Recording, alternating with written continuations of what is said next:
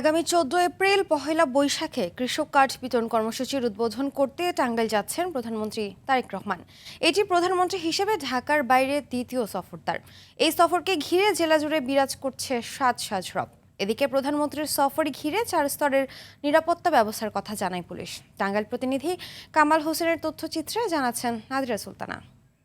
Colour expert dark sap এবং mild on hands technology সমৃদ্ধ Orix advance detergent powder আপনার laundry expert.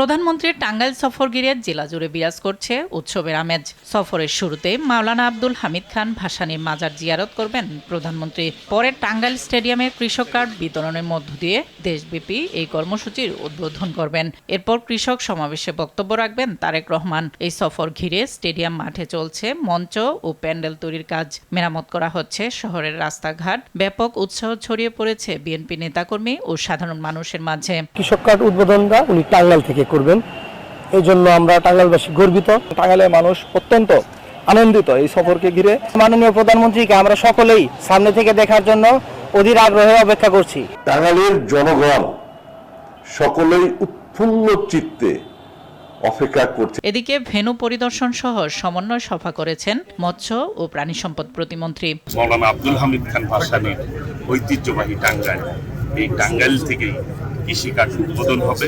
এটা আমাদের অত্যন্ত গর্বের বিষয়। টাঙ্গাইলের মানুষ অত্যন্ত আনন্দের সাথে এই প্রোগ্রামটি গ্রহণ করেছে। তারা অনেক বেশি তাদের উৎসাহ উদ্দীপনা রয়েছে মাননীয় প্রধানমন্ত্রীকে কিভাবে বরণ করবেন।